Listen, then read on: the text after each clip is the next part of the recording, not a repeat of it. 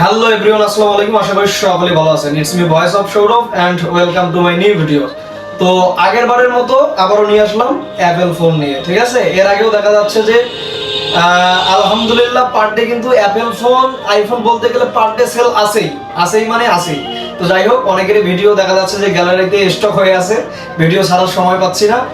তো আপাতত দেখা যাচ্ছে যে এই কয়েকটা মাল বেস্ট, একবারে ফুল ফ্রেশ বেস্ট কোয়ালিটির মাল আছে।